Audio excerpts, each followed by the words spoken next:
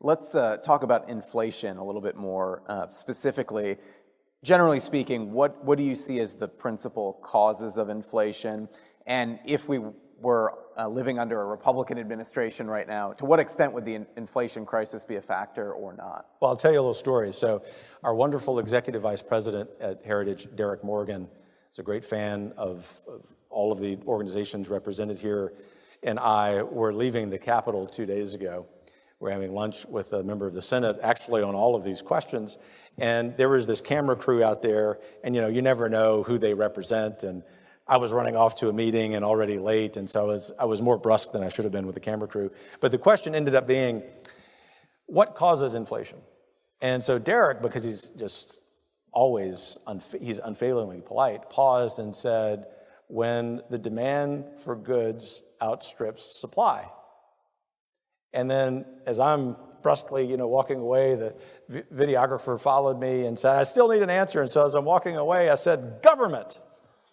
And he said, that's the answer we're looking for, meaning mine. I said, so then I stopped. I said, no, he gave you the right answer.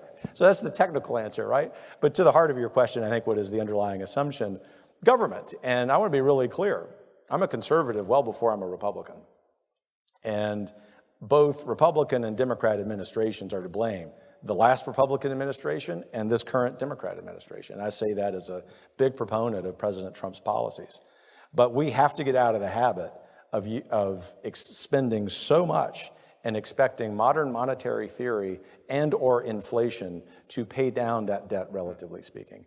This is the kind of thing that as Heritage prepares for the next conservative administration, which I do think will happen on January 20th, 2025, we have to do a good job as a movement representing conservatives, libertarians, people who use different labels to say, at the very least, can we agree that we're not going to spend more money than we have, because it really is something that has obviously created inflation, and it's something that affects, as I always like to see policy through the lens of the average American, human behavior. Americans are able to spend less at the grocery store, at the gas pump. They're expecting their wages to go up. And inflation, the overspending in the CHIPS Act, for example, really does undermine the very good intentions of our friends on our side who want to see the American worker improve. But government spending at that rate actually undermines that.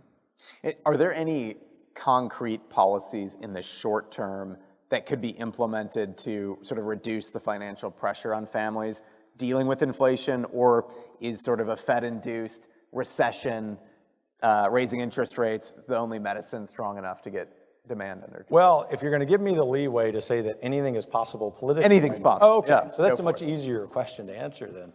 The Gramm-Rudman Act, which is... What is that? Yeah. Yeah, I know. For all of you who are much younger than me, 1986, I'm enamored with this because it's great law, but it's also authored by my political mentor, Phil Gramm, former senator of Texas.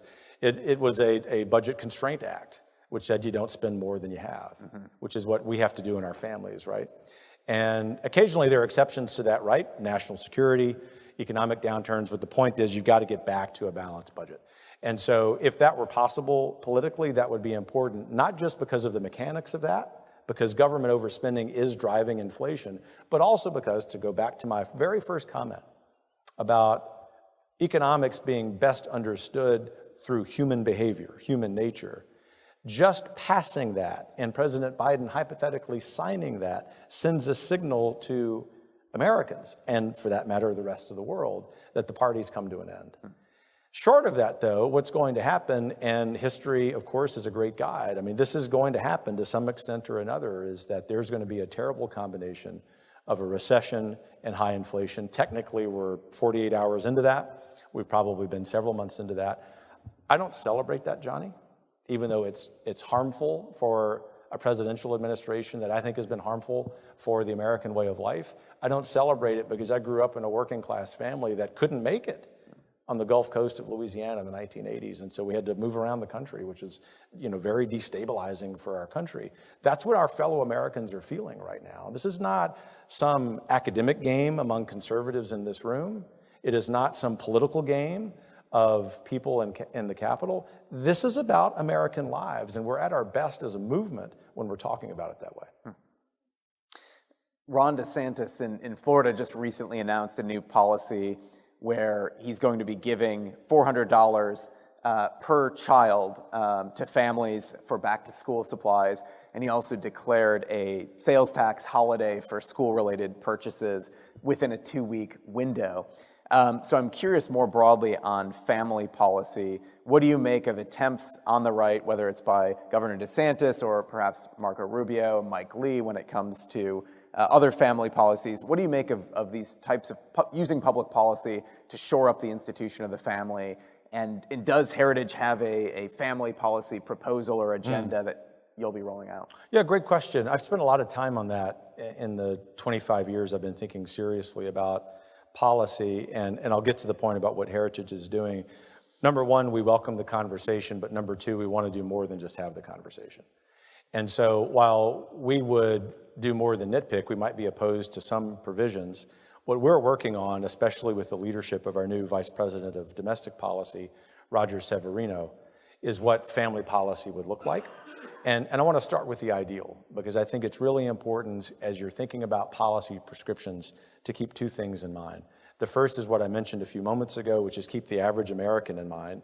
This isn't an academic exercise. It's not just a Washington game. This will affect people's lives, for better or for worse. And the second thing is we need to remember what the politically possible is, which includes us as a movement as we're having this conversation. But what we would love is a complete overhaul of the safety net system. And so we could get very excited about some of the things that Ron DeSantis has done, in particular, even the $400 check that I think went to 59,600 Floridians. But remember that the philosophical basis of that, at least for us, which would be Friedman's idea of a negative income tax, necessitates that you get rid of everything else. And what we've done as a polis, and what we've done as a conservative movement is say we want to do those things and not touch the safety net systems that not only are inefficient and ineffective, but more importantly have undermined human dignity for 2 generations. So we have to be better. We have to be more vigilant about saying if in fact we want to be innovative, which Heritage is encouraging, that we better go at least nibble in reforming these safety net systems. And so that's going to be, frankly, the quid pro quo that we're asking our friends in the movement and people across the aisle to do that. If we can get to that as a movement, then I think we ought to be very optimistic about that kind of agenda, which Senator Rubio and Governor DeSantis, among others, have been very thoughtful about. In terms of big business, generally speaking, I think one of the challenges is that a lot of elite economic interests sort of are running counter to, national interests or sort of our American constitutional system or the common good. You've noticed generally. that. Right, we've noticed that.